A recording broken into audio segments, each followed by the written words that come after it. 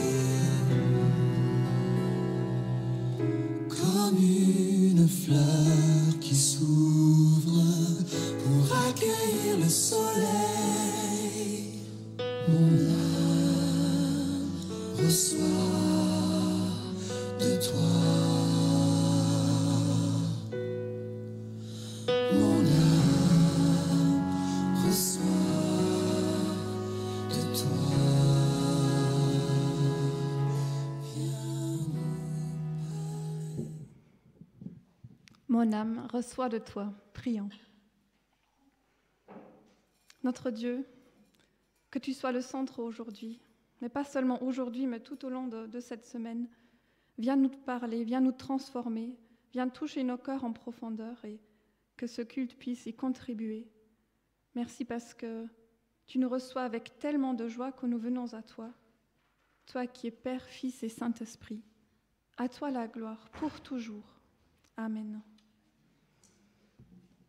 Jésus soit le centre, nous allons chanter ce chant comme une prière. Dans ma vie, au quotidien, quand je suis honnête, Jésus n'est pas toujours le centre. Mais en chantant ce chant, je veux exprimer le désir qu'il soit toujours plus ce centre. Levons-nous pour ce chant.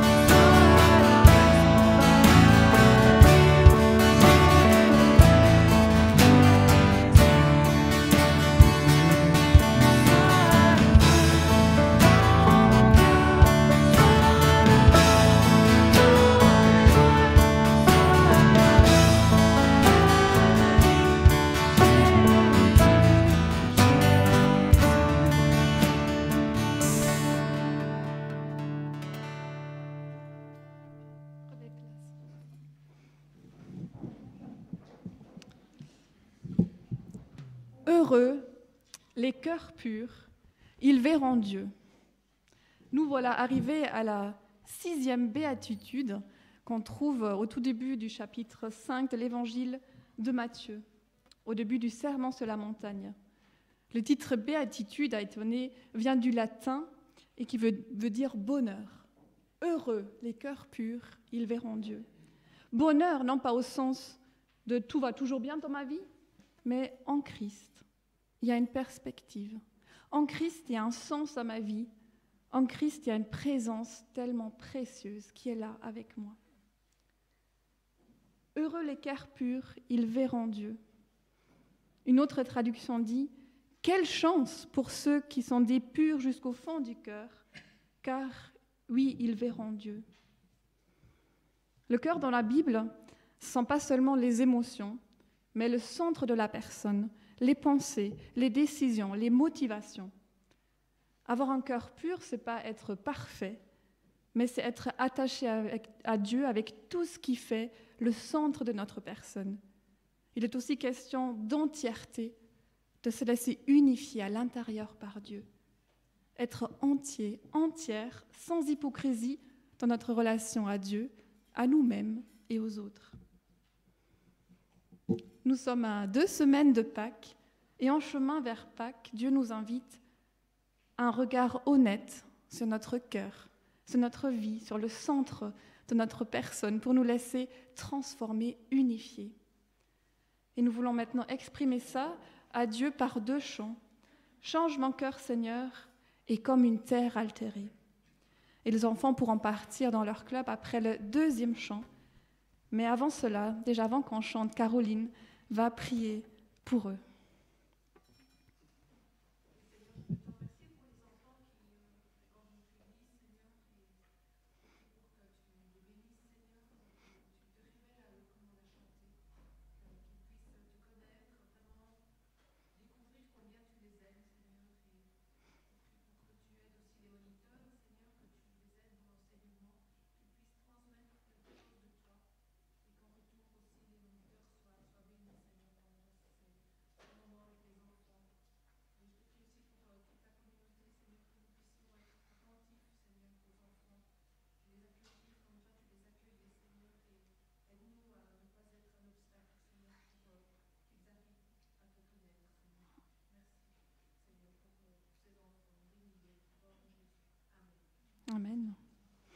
Nous chantons ensemble « Change mon cœur, Seigneur ».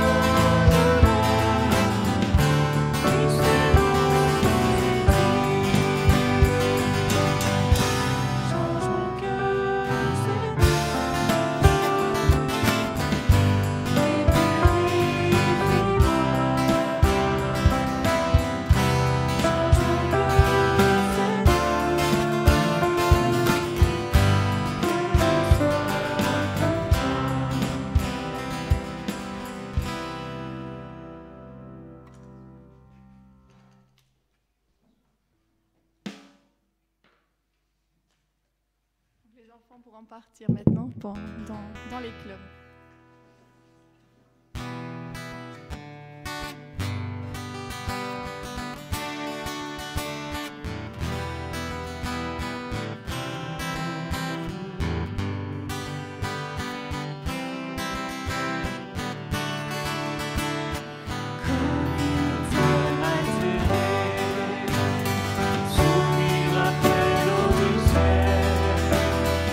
Nous appelons l'amour.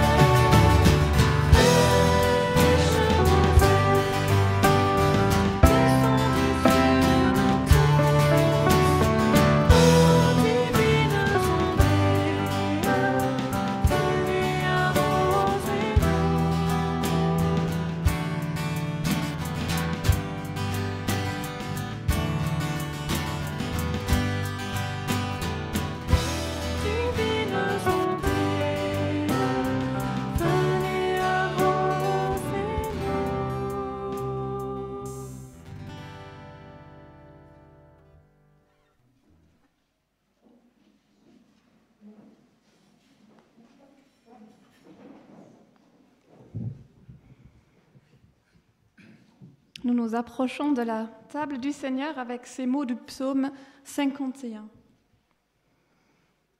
Mon Dieu, toi qui es si bon, accorde-moi ta grâce.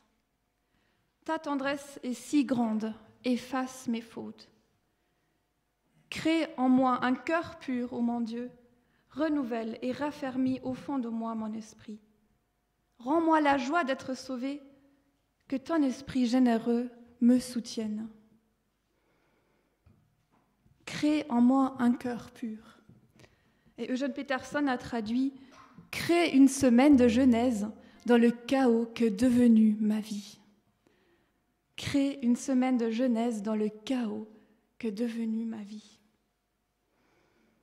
Nous pouvons nous laisser unifier, transformer, purifier, car tout a été accompli par Christ sur la croix. Il a donné sa vie pour nous offrir une vie d'une toute autre essence que la vie que nous connaissions jusque-là. Heureux les cœurs purs, ils verront Dieu.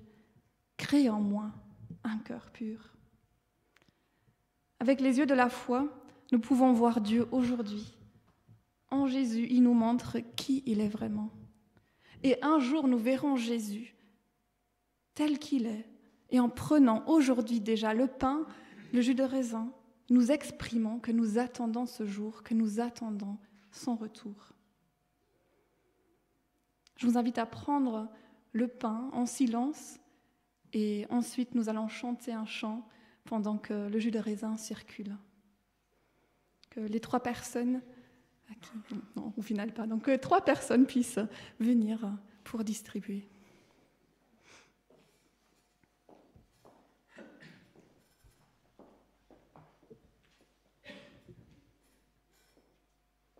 Jésus prit du pain. Et après avoir remercié Dieu, il le partagea et leur donna en disant « Ceci est mon corps, qui est donné pour vous. Faites ceci en mémoire de moi. » Oui, prenons ce pain en mémoire de notre Seigneur et Sauveur Jésus-Christ.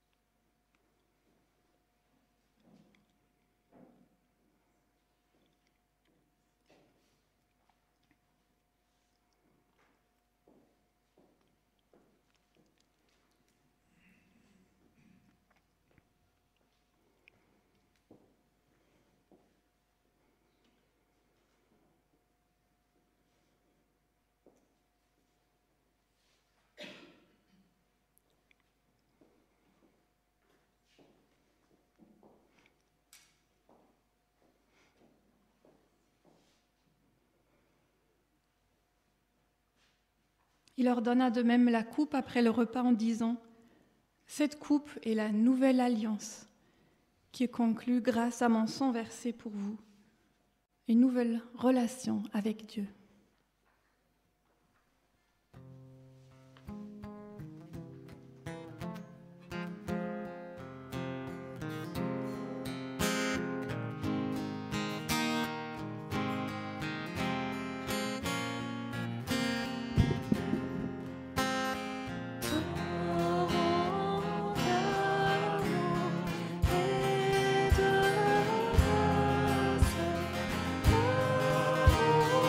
Oh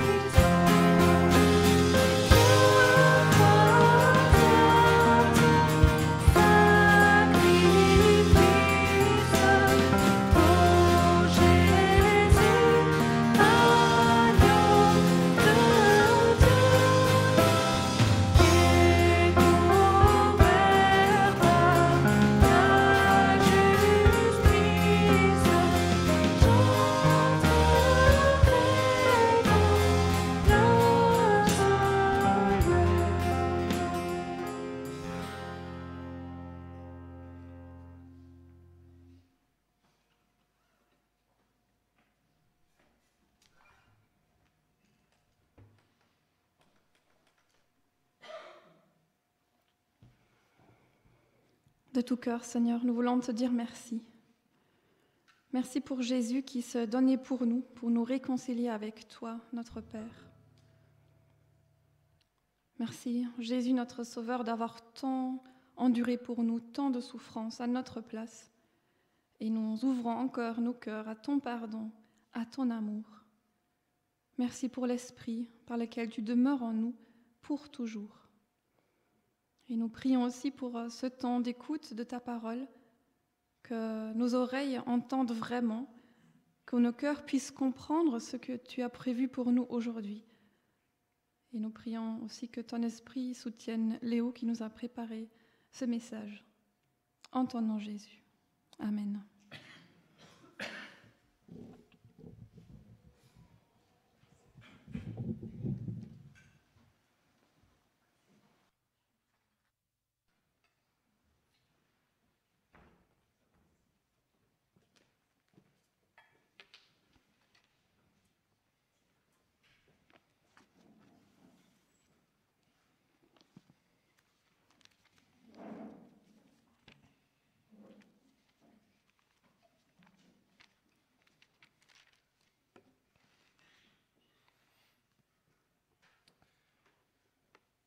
Thérapie de choc pour désir désordonné. Nous continuons aujourd'hui avec notre série dans l'Épître de Jacques. Et j'aimerais commencer avec une question pour nous mettre un peu dans le contexte peut-être. Vous est-il déjà arrivé de recevoir des reproches pour quelque chose qui vous paraissait tout à fait disproportionné par rapport à la chose en question? Oui. Je pense que c'est une expérience commune de notre humanité, de recevoir tout d'un coup des reproches qui nous paraissent sans aucune proportion avec le problème. Je me demande si parfois ce n'est pas de cette manière-là que nous pourrions être amenés à envisager certains passages de Jacques. Audrey, déjà la semaine dernière, évoquait un passage où Jacques a des mots très durs à l'égard de ses auditeurs. Le passage que nous allons aborder aujourd'hui est tout à fait dans la même veine, sinon un cran au-delà. Et lorsque on nous adresse des reproches, alors ils sont adressés à quelqu'un d'autre au départ, ça résonne un peu beaucoup là peut-être. Ouais. Lorsque ces reproches sont adressés à quelqu'un d'autre à l'origine, mais réorienter un peu. Voilà. Mais nous croyons que la parole de Dieu s'adresse à nous aussi. Or, lorsque nous recevons des reproches qui nous paraissent disproportionnés à notre égard, notre premier réflexe serait plutôt de nous fermer. Or, bien souvent, même dans des reproches disproportionnés, il pourrait y avoir quelque chose à prendre. Pas toujours, mais ça arrive. Et je nous invite à prendre ce texte de cette manière-là, en nous disant que la tonalité de Jacques va peut-être au-delà de celle qu'il aurait adoptée aujourd'hui, à notre égard, quoique. Mais quoi qu'il en soit, il y a des choses à y prendre. Et je vais donc lire une première fois ce texte de Jacques 4, 1 à 10. Alors, il faut que je pointe. Attendez, il faut que je l'allume, ça marche mieux. Voilà. D'où viennent les conflits et d'où viennent les luttes parmi vous? N'est-ce pas de vos passions qui combattent dans vos membres? Vous désirez et vous ne possédez pas. Vous êtes meurtriers et jaloux. Et vous ne pouvez rien obtenir. Vous avez des luttes et des conflits. Vous ne possédez pas parce que vous ne demandez pas. Quand vous demandez, vous ne recevez pas parce que vous demandez mal, dans le but de satisfaire vos passions. Adultères que vous êtes. Ne savez-vous pas que l'amour pour le monde est synonyme de haine contre Dieu? Celui donc qui veut être l'ami du monde, on avance, se fait l'ennemi de Dieu. Croyez-vous que l'Écriture parle sans raison? C'est avec jalousie que Dieu aime l'Esprit qui habite en nous. Cependant, la grâce qu'il accorde est plus grande encore. C'est pourquoi l'Écriture dit « Dieu s'oppose aux orgueilleux, mais il fait grâce aux humbles. » Soumettez-vous donc à Dieu, mais résistez au diable, et il fuira loin de vous. Approchez-vous de Dieu, et il s'approchera de vous. Nettoyez vos mains, pécheurs. Purifiez votre cœur, hommes partagés. Ayez conscience de votre misère, soyez dans le deuil et dans les larmes. que votre rire se change en deuil et votre joie en tristesse. Humiliez-vous devant le Seigneur et il vous élèvera. Voilà donc pour ces paroles de Jacques. Ses auditeurs se font donc tour à tour traiter de meurtriers et de jaloux, personnes en conflit, des gens qui ne demandent pas, des gens qui ne savent pas demander, des adultères, immoraux, pécheurs, hommes partagés, orgueilleux, en toile de fond. Voilà donc de quoi méditer pour eux. Et nous, dans quelle mesure ces choses-là s'appliquent-elles à nous? Qu'avons-nous à prendre ici? Je vous propose d'y réfléchir en 3 temps, avec chacune des parties de ce texte, en posant d'abord cette question que Jacques utilise: d'où viennent ces luttes, ces conflits? Puis désir du monde ou désir de Dieu, c'est l'enjeu des versets 4 à 6, et une exhortation finalement, versets 7 à 9, approchez-vous de Dieu. Et on conclura avec cette phrase que j'ai mis en exergue dans le titre: humiliez-vous devant le Seigneur et il vous élèvera. D'où viennent ces luttes? L'Église ou les églises, on ne sait pas exactement, auxquelles Jacques s'adresse, semblent être pleines de conflits, pleines de luttes. D'où viennent les conflits, d'où viennent les luttes? Certaines traductions parlent même de guerre parmi vous. Bien triste paysage pour une église, mais nous savons pourtant que ce sont des choses qui arrivent. Nos communautés, malheureusement, parfois, se transforment en lieu de conflits, de luttes, voire de guerres, sous toutes sortes de formes, que ces guerres soient parfois larvées ou qu'elles soient ouvertes. Et il en va de même de bien des manières autour de nous. Lutte, guerre, conflit, c'est ce que nous voyons dans notre monde. Et Jacques vient ici pointer l'origine qu'il voit à ces choses. N'est-ce pas de vos passions qui combattent dans vos membres? D'autres traductions diraient, n'est-ce pas de vos désirs qui combattent dans vos membres? Ces choses qui peuvent paraître extérieures, des conflits, des luttes, qu'elles soient à l'échelle d'une église, d'une famille, d'une nation ou entre des nations, ces choses-là trouvent leur origine ailleurs, dans le cœur. L'image qu'emploie Jacques est assez frappante. Des passions qui sont en lutte dans vos membres, vos propres membres, comme s'ils étaient déchirés les uns contre les autres, dans un trouble qui finit par rejaillir sur l'extérieur. Toutes sortes de désirs, de passions qui se combattent les unes les autres en nous. Je n'ai mis que quelques-unes des formes que peuvent prendre ces désirs, ces passions. Posséder, avoir raison, briller, contrôler, se distinguer, protéger ses intérêts, garder sa place, etc. Toutes sortes de choses qui peuvent nous agiter, intérieurement d'abord, mais qui ensuite créent toutes sortes d'agitations à l'extérieur. Non pas que toutes ces choses soient intrinsèquement mauvaises. Certaines de ces choses peuvent avoir un sens dans une certaine mesure, dans un certain contexte. Néanmoins, ces désirs, chez les lecteurs de Jacques, se trouvent désordonnés. Désordonnés dans le sens qu'il n'y a rien qui les ordonne. Il n'y a rien qui leur donne sens, qui les cadre, qui montre dans quelle direction ils doivent aller. Il n'y a rien pour les ordonner. Vous l'avez compris, Jacques a des propositions à leur faire à ce sujet. Mais pour l'instant, ces désirs vont dans toutes sortes de sens et suscitent bien des problèmes. Parce que nous le voyons dans notre propre vie humaine, quelles que soient les choses que nous voulons faire, quelles que soient les choses que nous voulons même faire avec la meilleure conscience du monde, toutes sortes de désirs sont encore à l'œuvre dans nos cœurs, combattent. Pensez, cette semaine, je me trouvais à préparer une prédication avec les meilleurs sentiments du monde, voulant servir cette communauté, prêcher la parole du Seigneur. Mais est-ce que par hasard, à certains moments dans la préparation, ne se glisse pas l'idée que l'on pourrait peut-être briller dans ces moments-là, pour de mauvaises raisons, que l'on pourrait faire plaisir aux gens de telle ou telle manière, pour de mauvaises raisons? quelles que soient les bonnes choses que nous essayons de faire, les mauvais désirs affleurent, souvent pas très loin de la surface. Et toute la question va être de savoir comment nous les laissons, est-ce que nous les laissons prédominer ou est-ce que nous les laissons ordonner par autre chose.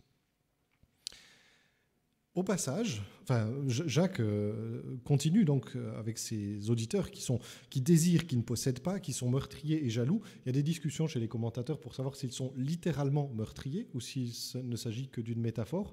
On serait un peu étonné quand même de se dire que des chrétiens auxquels s'adresserait Jacques soient littéralement meurtriers.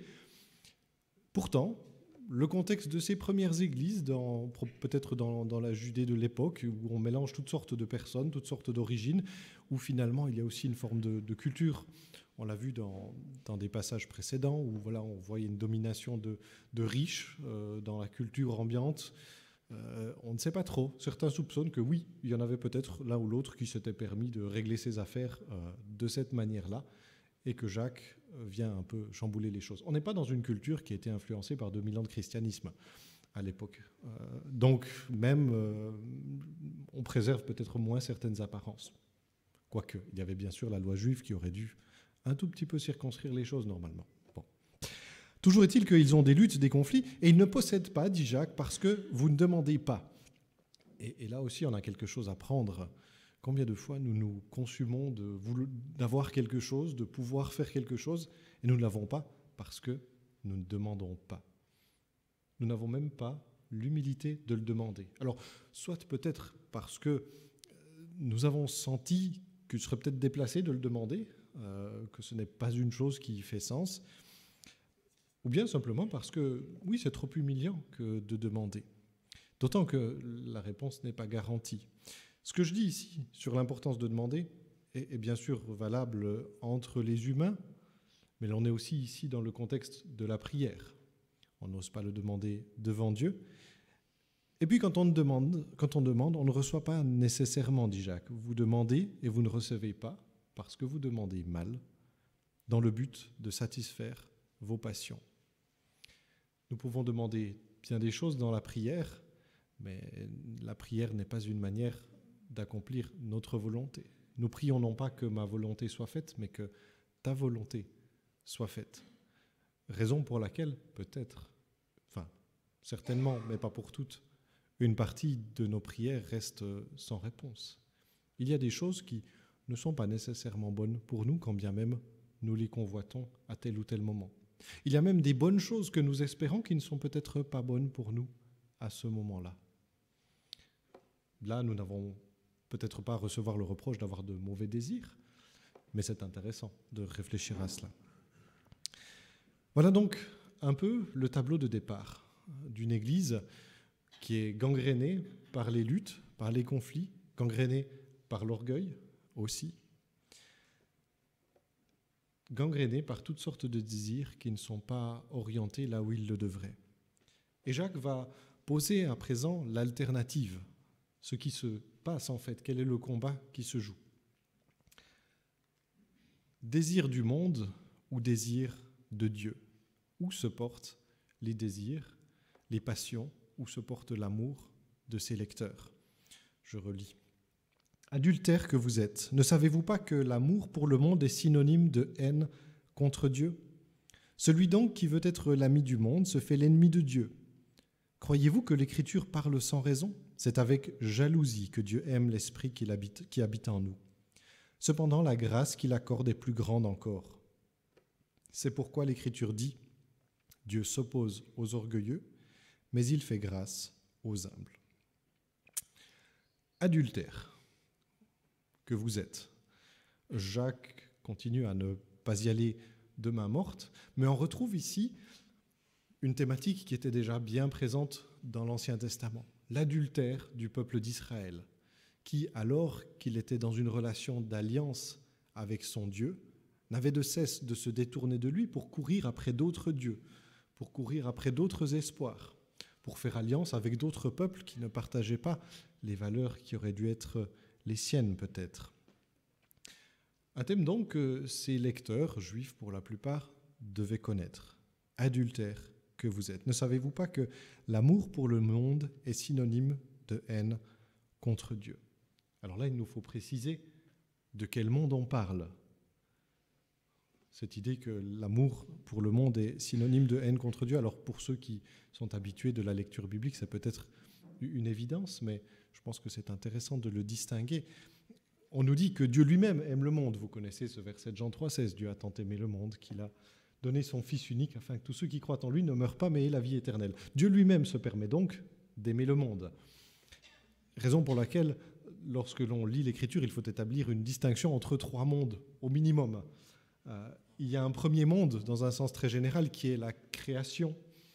Il y a le monde au sens de l'humanité. C'est probablement celui qui est visé ici, quoique la création dans son ensemble peut être derrière. Ici, je parle de Jean 3,16.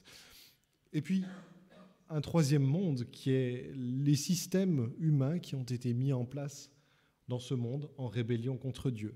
Un monde qui est la vie sans Dieu.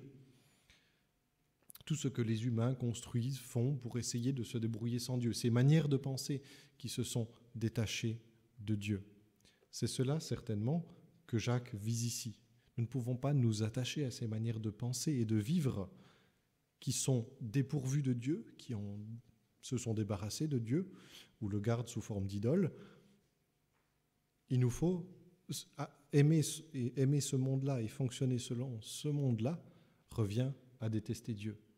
Détester Dieu dont nous nous sommes débarrassés, dont nous ne voulons pas pour vivre notre vie.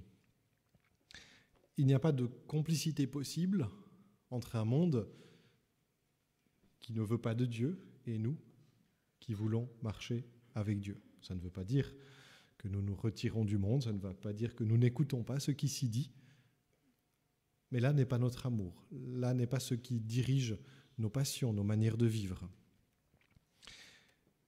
Et Jacques continue au verset 5 avec ce qui est peut-être un des versets les plus compliqués à interpréter du Nouveau Testament, même si les enjeux, vous le verrez, ne sont pas extrêmes. Au verset 5, il nous dit donc « Croyez-vous que l'Écriture parle sans raison? C'est avec jalousie que Dieu aime l'Esprit qui habite en nous. » Et le texte que vous avez ici est l'une des multiples interprétations qui existent pour ce verset. Puisqu'il pourrait s'agir de « Il désire avec jalousie l'Esprit humain qu'il a fait habiter en nous », il pourrait s'agir de désirer l'Esprit Saint qu'il a fait habiter en nous, ou bien c'est l'Esprit Saint qui l'a fait habiter en nous, qui désire avec jalousie, ou bien c'est l'Esprit humain qui l'a fait habiter en nous, qui désire avec jalousie. Petite plongée dans la complexité de l'exégèse biblique parfois, mais voilà, vous voyez qu'il y a plusieurs possibilités d'interpréter ce verset qui en fait font tout sens au niveau grammatical, peuvent toutes être appuyées par d'autres versets bibliques, et peuvent toutes finalement trouver un certain sens dans le contexte du texte. Mais la plupart on s'oriente a priori plutôt à penser que le « il » du texte, c'est Dieu ou l'Esprit Saint qui désire avec jalousie ou qui désire avec ardeur quelque chose qui se trouve en nous. Soit l'Esprit humain que Dieu a placé en nous, soit l'Esprit Saint que Dieu a placé dans les chrétiens.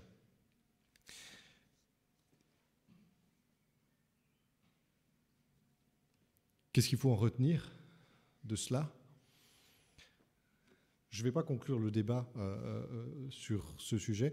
J'ai demandé en préparant à Lydia de m'envoyer la dissertation qu'elle avait écrite sur le sujet lorsque nous étions à la faculté. Elle a écrit 21 pages et il y a 155 notes de bas de page. Donc vous voyez qu'il y a de la matière à réfléchir sur ce sujet. Je ne vais pas le conclure, mais ce qui me paraît important de relever, c'est que quelle que soit l'orientation que l'on prend, l'un des concepts clés de ce verset, c'est l'idée de désir jaloux. Il y a des désirs très intenses qui se portent, qui sont à l'œuvre dans cette lutte. Que ce soit les désirs de l'esprit humain pour toutes sortes de choses dans lesquelles il voudrait aller, ou que ce soit les désirs de Dieu ou de l'Esprit Saint à l'égard de ce qu'il a placé en nous. Une passion jalouse de Dieu à l'égard de ce qu'il a placé en nous. Et ça résonne avec le début de ce morceau de texte qui parle d'adultère. Adultère que vous êtes, et vous vous exposez à la jalousie de Dieu auquel vous appartenez. Et cela s'inscrit en fait dans trois paires de concepts que l'on trouve dans ce passage ici, puisqu'il y a l'amour pour le monde opposé à l'amour pour Dieu, la jalousie de Dieu ou la corruption humaine, la corruption humaine ou la jalousie de Dieu qu'elle engendre, qui s'oppose à la plus grande grâce que Dieu fait au verset 6. Et puis au verset 6, toujours, la résistance divine à l'orgueil et la grâce divine pour l'humilité. J'ai mis chacun des membres de cette paire sur une seule ligne chaque fois parce qu'il y a une correspondance entre ces choses-là. L'amour pour le monde engendre inévitablement l'orgueil de ce que l'on a possédé, de ce que l'on a acquis, l'orgueil de ce que l'on sait, là où l'amour pour Dieu ne peut s'accompagner que de l'humilité. Si l'amour pour Dieu ne débouche pas sur l'humilité, le Dieu que l'on aime est vraisemblablement une idole. Et puis, cet amour pour le monde va engendrer la résistance de Dieu à l'orgueil, qu'il ce soit parce que la corruption humaine au verset 5, 6 là est profonde, ou que ce soit parce que Dieu jalouse passionnément cet esprit qu'il a mis en nous. Mais pour ceux qui sont humbles, il y a cette plus grande grâce que Dieu promet. Jacques pose là donc ses lecteurs devant une alternative qu'il résume avec des mots qui sont aussi repris par l'apôtre Pierre, qu'on retrouve dans la pensée de l'Écriture. Dieu s'oppose aux orgueilleux, mais il fait grâce aux humbles. Oui, il y a cette lutte entre amour du monde et orgueil, ou amour de Dieu et humilité, mais Dieu n'est pas inactif là-dedans, il s'oppose aux orgueilleux et il fait grâce aux humbles. Cette affirmation, elle était contre-culturelle à l'époque de Jacques, parce qu'il y en avait bel et bien qui s'enorgueillissaient de leur richesse, de leur puissance, de leur pouvoir, de je ne sais quoi, tandis que certains d'entre eux écrasaient les plus faibles. Dieu, lui, agit à l'inverse.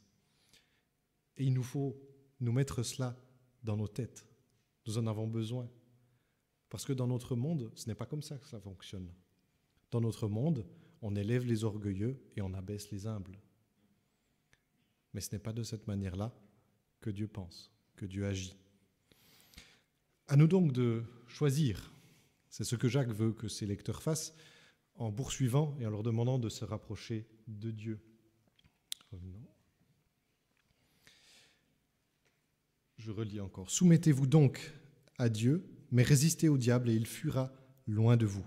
Approchez-vous de Dieu et il s'approchera de vous. Nettoyez vos mains, pécheurs. Purifiez votre cœur, hommes partagés. Ayez conscience de votre misère. Soyez dans le deuil et dans les larmes. Que votre rire se transforme en deuil et votre joie en tristesse. Soumettez-vous donc à Dieu. Le Dieu qui agit de cette manière, le Dieu qui agit en abaissant les orgueilleux et en élevant les humbles, soumettez-vous à cette disposition et agissez de la même manière. Ne vous laissez pas séduire par l'orgueil ou la grandeur, mais, comme le dirait Paul dans d'autres textes, laissez-vous attirer par ce qui est humble et vous-même conformez votre vie à cela. En cela, résistez au diable et il fuira loin de vous. On voit tout d'un coup ici apparaître le diable qui se trouve à l'arrière-plan aussi de l'ensemble de ces désirs, de ces luttes qui certes trouvent leur place dans notre cœur, auquel notre cœur humain, dans sa corruption, suffit déjà bien, mais il y a encore ce personnage du texte biblique, le diable, ces démons, qui viennent aiguillonner ces désirs, qui viennent les susciter, les renforcer d'une manière qui nous échappe en grande partie. Mais Jacques le rappelle ici. Ce rappel nous invite, je pense, d'autant plus à nous en remettre à Dieu, que ces désirs qui se trouvent en nous, déjà pour eux seuls, échappent de bien des manières à notre contrôle et nous avons besoin de nous en remettre à Dieu pour que ce soit ce souhait d'échapper à ces désirs désordonnés se transforme en prière. Mais il y a des réalités spirituelles qui nous échappent derrière ces désirs. Et il nous faut d'autant plus nous en remettre à Dieu, auquel ces choses-là n'échappent pas. Résistez donc et il fuira loin de vous. Approchez-vous de Dieu et il s'approchera de vous. Cette formulation m'a toujours saisi quelque part, parce que elle donne l'impression qu'il faut que nous fassions le premier pas pour nous approcher de Dieu afin qu'il s'approche de nous. Si on prenait le texte tout seul, ce serait bien le cas. Mais rappelons-nous de quel Dieu il est question. Le Dieu dont Jacques invite à s'approcher, c'est celui qui a déjà fait 99% du chemin. Celui qui, du ciel, est venu jusqu'à nous et duquel nous pouvons nous approcher par son Esprit Saint aussi qui agit en nous. Dieu s'est approché le premier, il a fait déjà l'essentiel du chemin, mais il n'est pas insensible au fait que nous tournions nos regards vers lui, au fait que nous lui demandions d'agir en nos cœurs pour transformer nos désirs. Il n'est pas insensible à ces choses-là et il s'approchera d'autant plus de nous. La suite, nettoyez vos mains, pécheurs, purifiez votre cœur, hommes partagés. Faites à la fois écho au rite de l'Antiquité, enfin de l'Antiquité juive, on s'entend. Purification des mains avant de s'approcher de Dieu dans le temple. Purification rituelle était nombreuse. Et puis, purifiez votre cœur. Il ne s'agit pas simplement d'une purification extérieure, qui n'était que symbolique, mais d'une purification du cœur. Heureux les cœurs purs, nous disait Lydia tout à l'heure, enfin nous disent les béatitudes surtout. Heureux les cœurs purs, purifiez vos cœurs. Cette image de purification rentre en résonance aussi avec ce terme de homme partagé. Alors le terme grec qu'on a là parle de quelqu'un qui a deux esprits, ou qui a l'esprit double. Et une traduction disait « Purifiez vos cœurs, vous dont la vie n'est que duplicité ». Un peu plus fort encore que ce que dit Jacques, mais qui dit bien ce qui pourrait être à l'arrière-plan de ce texte. Nous avons besoin de purifier nos cœurs en les débarrassant progressivement de ceux qui nous éloignent de Dieu, de ceux qui ne nous portent pas vers lui. Pour avoir ce bonheur dont parle la béatitude, voir Dieu, être toujours plus proche de lui. Et la suite du chemin pour voir Dieu, justement, ou pour nous rapprocher de lui, pourrait peut-être nous surprendre à certains égards. Ayez conscience de votre misère, soyez dans le deuil et dans les larmes, que votre rire se change en deuil et votre joie en tristesse. Si l'on voulait faire vendeur, c'est raté. Ce n'est pas du tout ce que l'on espère. Ce n'est bien souvent pas de cette manière-là non plus que l'on vend l'Évangile, comme quelque chose qui nous conduirait à la tristesse, aux larmes. Et pourtant, il y a bien dans notre monde et dans nos vies des raisons de pleurer, des raisons d'être dans le deuil, de pleurer sur les propres misères qui se trouvent dans nos cœurs, de pleurer sur les misères de l'humanité qui se montrent si souvent si déplorables à bien des égards, malgré toutes les belles choses qui y émergent. Pleurer pour je ne sais quoi, cette semaine, c'était les États qui renflouent les banques pendant qu'on n'a pas d'argent pour les réfugiés. Ce sont des misères dont il y a bien des raisons pour lesquelles il y a bien des raisons de pleurer. Et ces larmes dont parle Jacques, qu'elles soient les larmes de repentance pour notre propre misère, ou qu'elles soient les larmes de tristesse de voir combien notre humanité souffre de toutes sortes de manières, de voir de combien de manière notre humanité est éloignée de Dieu et misérable, ces larmes sont aussi susceptibles de nous rapprocher de Dieu. Parce que Dieu, oui, lui aussi s'afflige de notre péché. Dieu, lui, s'afflige de la souffrance qui est infligée à tant de nos contemporains quotidiennement, de toutes sortes de manières. Et si nous faisons nôtre aussi cette tristesse, cette souffrance, assurément nous nous rapprochons, je crois, du cœur de Dieu. Non pas qu'il n'y ait pas un temps pour les rires, pour la joie, il y a bien des joies dans l'Évangile, mais il y a des temps pour pleurer. Il y a des choses qui devraient nous amener à nous affliger, bel et bien, qu'elles soient dans notre propre vie ou dans celle de notre monde. La spiritualité chrétienne n'est pas une spiritualité de la méthode Coué ou de la négation des problèmes. Et il y a, dit Paul dans un autre passage, une tristesse qui est selon Dieu. Et il nous faut aussi pouvoir, à certains moments de notre vie chrétienne, embrasser cette tristesse, de voir qu'il y a des choses dont nous souffrons, dont notre monde souffre, et pour lesquelles Dieu lui-même aussi, à sa manière, souffre. Voilà donc un passage qui nous laisse un certain nombre de défis et de questions peut-être. Quelles sont les luttes à l'œuvre en moi, avec mon entourage? Quels désirs en sont à l'origine? Sont-ils orientés vers Dieu ou vers le monde, et lesquels prédominent? M'approcher de Dieu, c'est mon bien, dit un psalmiste. Comment est-ce que cette parole résonne en nous? Quels obstacles avons-nous sur ce chemin dont il nous faudrait peut-être purifier notre cœur, ou faire du ménage dans d'autres aspects de notre vie? De la matière à réflexion, et je conclus avec cette dernière parole de notre passage. Humiliez-vous devant le Seigneur et il vous élèvera. Dans tout ce qu'il a dit, Jacques veut appeler ses lecteurs à quitter leur hauteur, à quitter leurs prétentions, à quitter ces piédestals, qu'ils soient réels ou imaginaires, depuis lesquels ils dominent leur monde, depuis lesquels ils veulent régner sur ce qui se passe autour d'eux, depuis lesquels ils veulent être le premier, le plus fort, le meilleur. Je réfléchis parfois à tout ce que la devise olympique a de non biblique. Plus vite, plus haut, plus fort. Non pas qu'il y ait quelques condamnations bibliques sur le sport, mais ce genre d'idéaux-là n'est peut-être pas ceux que porte l'Écriture, premièrement. Jacques appelle à quitter les hauteurs d'où nous pourrions regarder de haut ceux qui sont autour de nous pour nous retourner vers Dieu et voir qu'il y en a un qui est beaucoup plus haut et qui change notre perspective sur ce monde.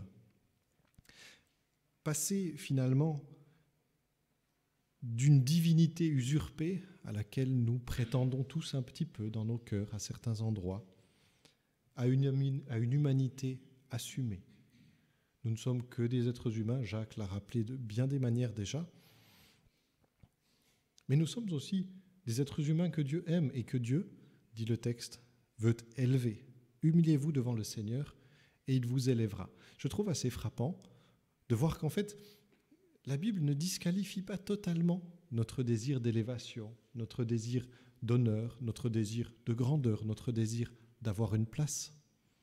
Ce n'est pas qu'elle disqualifie ces choses, mais c'est qu'elle appelle à ne pas les rechercher d'une manière qui se ferait sans Dieu, à ne pas rechercher d'élévation qui serait indépendante de Dieu, indépendante de ses temps, indépendante de ses moyens, de ses manières.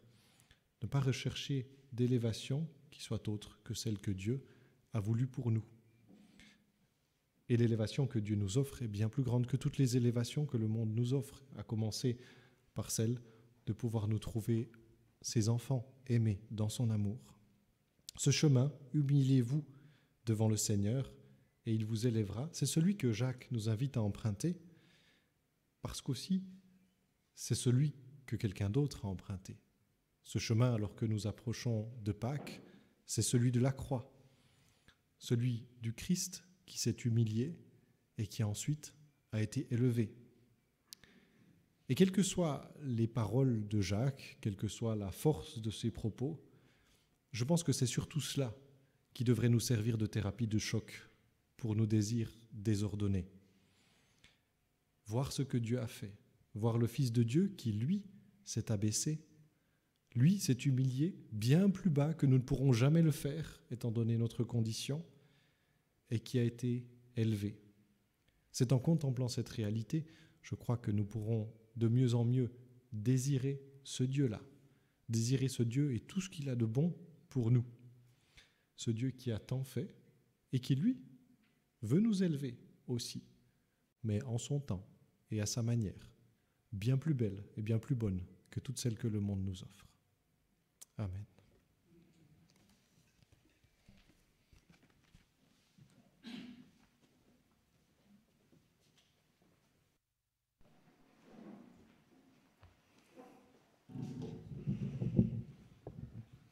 Par ton esprit, fortifie ma volonté, remplis mon cœur de ton humilité. C'est des paroles d'un chant que nous pouvons chanter comme une réponse à ce message que nous venons d'écouter. Et pendant ce chant, nous avons aussi l'occasion de donner notre offrande, si nous le souhaitons. L'offrande qui exprime que toute notre vie est à Dieu, notre temps, notre énergie et nos ressources matérielles aussi.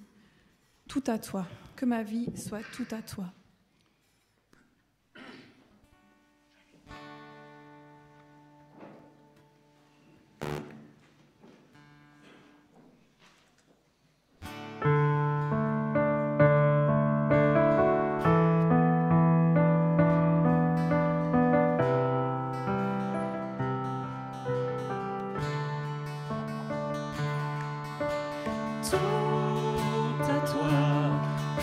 Soit tout à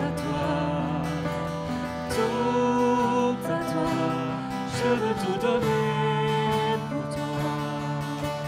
Tout à toi, que ma vie soit tout à toi. Tout à toi, je veux tout donner pour toi. En mes pensées, donne-moi.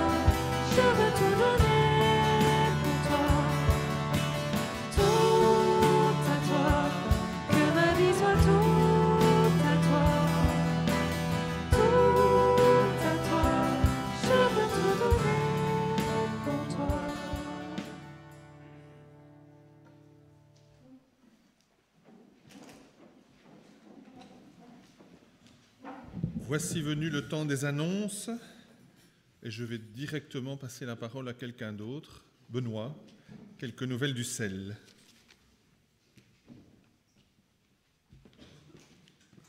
Merci. Oui, bonjour à chacun. Je pense que la vaste majorité d'entre vous connaissent effectivement le CEL, donc, qui est actif dans le domaine des programmes de développement, le parrainage essentiellement en Afrique. Alors je voulais simplement vous faire part du fait que j'ai mis le dernier numéro sur la table là au fond de l'église pour ceux qui ne le reçoivent pas à domicile. Et je ne voulais pas spécialement attirer l'attention vers un nouveau projet, mais plutôt sur la page centrale de notre publication qui donne un aperçu un petit peu de ce qui s'est passé la dernière année. Donc un bilan, et un bilan que je trouve quand même fort encourageant, notamment grâce à vous. Merci à chacun. Donc voilà, prenez-en. Et je voulais juste lire avec vous une citation de l'abbé Pierre qui apparaît dans ce numéro et qui dit ceci, et que je trouve quand même un bon sujet de réflexion. Quand on a mis sa main dans la main des pauvres, on trouve la main de Dieu dans son autre main.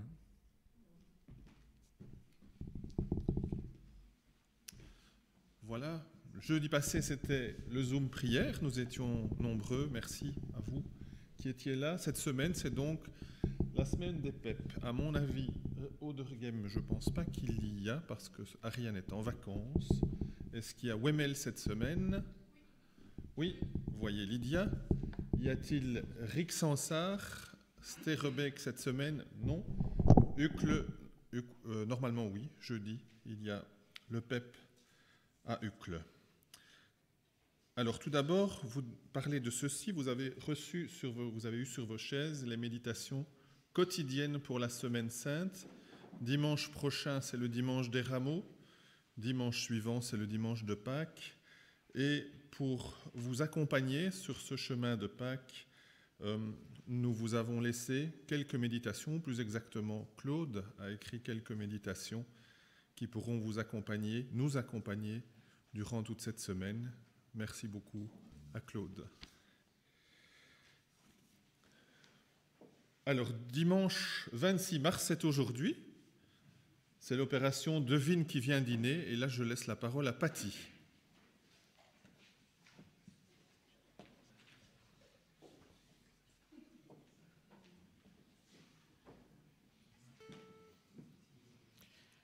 Bonjour à tous. Alors d'ici, je dirais 50 minutes approximativement, vous allez découvrir qui vient chez vous, pour certains, et puis pour d'autres, chez qui vous allez. Alors d'ores et déjà, je veux vraiment tous vous remercier pour avoir joué le jeu à Devine qui vient dîner. Et puis il y aura quelques petites informations pratiques. Alors, les accueillants, ils n'ont qu'une chose à faire, c'est rentrer chez eux le plus vite possible pour être présents lorsque leurs invités arriveront. Et ils auront la grande joie de découvrir qui vient chez eux. Et puis, pour les invités, par contre, prenez votre temps. Papotez avec toutes les personnes avec qui vous n'avez jamais le temps de papoter le matin. Laissez le temps aux accueillants de rentrer chez eux et de mettre en ordre les derniers petits détails. Et puis venez me trouver, donc pour les invités, venez me trouver quand le culte est terminé à l'avant de la salle. Je vous remettrai votre carton d'invitation avec non pas le nom, pour garder le mystère jusqu'au bout, mais l'adresse, le numéro de téléphone et éventuellement l'itinéraire des personnes chez qui vous allez vous rendre. Je vous souhaite d'ores et déjà un très bon appétit, j'espère. Et surtout une très bonne après-midi de rencontres et de partage. Bon dimanche. Voilà, après ce moment de suspense, ça va être difficile de vous récupérer, je m'en rends bien compte. On va quand même essayer de continuer les annonces. Alors, vendredi 7 avril, c'est le vendredi saint. Nous aurons une veillée de prière et de méditation à l'église de Bierge. Vous avez l'adresse ici. Animé à la fois par l'équipe pastorale de Stockel et de Bierge. Le 9 avril, bien sûr, c'est le dimanche de Pâques. Nous aurons un culte de Pâques suivi d'un drink, d'un apéro, plus une chasse aux œufs dans les clubs. Voilà. Le 14 avril démarre une série de 3 vendredis intitulée le Café Théo, réservé aux 20-30 ans environ, qui s'intéresse à la théologie. Et pour ça, vous vous mettez en contact avec Audrey pour savoir où ça se passe, comment ça se passe. Le 16 avril, Stockel Fun, serre royale de Laken. Il reste 4 entrées adultes et une entrée enfant moins de 12 ans. Venez nous voir, signé Amandine, Cécile et Sophie. Vous n'avez pas tout retenu. Et vous vous dites, mais qu'est-ce qui se passe encore après? Eh bien, une nouveauté. Une nouveauté, vous recevez toutes et tous, si nous avons votre adresse mail, le culte en ligne chaque dimanche. À partir d'aujourd'hui, avec ce lien, vous aurez un deuxième lien en attachment. Vous aurez une petite feuille, vous voyez l'exemple ici. Et si vous dites, oui, mais moi, les mails, je ne les ouvre pas, c'est pas grave, il y en a dans le fond de la salle sous format papier. Donc, une fois par mois, vous aurez cette feuille et tous les dimanches, elle sera annexée au lien vers le culte. Voilà. Et comme ça, vous savez tout. Et si vous ne savez pas tout, vous le voyez sur la feuille. Et normalement, j'ai fini. Rien d'autre?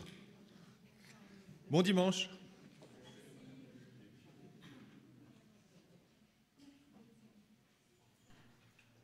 Quand Dieu nous unifie, quand Dieu nous transforme, c'est pas pour notre bien-être seulement, mais c'est aussi pour que nous puissions être sel et lumière et apporter son amour autour de nous. Et c'est pour cela que nous allons terminer ce culte par une prière qui est tournée vers nos prochains. Et c'est Benoît qui va prier.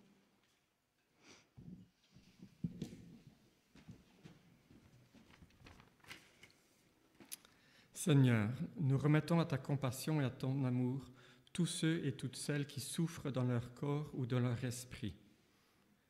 Nous te remettons nos frères et sœurs en Christ et en humanité, ceux qui souffrent de la solitude ou qui cherchent du travail, ceux qui attendent une libération et ceux qui n'ont pas de domicile. Accorde-nous de savoir nous tenir auprès d'eux. Nous remettons à ta sagesse et à ton amour les chefs des peuples, afin qu'ils recherchent la justice et la paix. Fais de nous des ouvriers de cette paix. Nous remettons à ta grâce et à ton amour toutes celles et tous ceux que tu nous confies, que tu confies à notre amour et à nos prières, tous ceux que nous aimons et tous ceux que nous n'arrivons pas vraiment à aimer, tous ceux avec qui nous travaillons. Accorde-nous de les aimer en ton nom. Nous remettons à ta fidélité et à ton amour toute notre Église, en particulier là où elle est en butte aux tracasseries du pouvoir, là où elle est persécutée, ou encore là où elle subit la tentation du pouvoir. Donne-lui courage et fidélité, nous t'en prions, Seigneur. Nous nous remettons nous-mêmes à toi, notre Père, et à ton amour, afin que tu nous gardes près de toi, et en même temps que tu nous envoies en ton nom dans le monde. Nous t'en prions, Seigneur. Amen. Que la grâce et la paix de Dieu soient avec chacun. Un bon dimanche.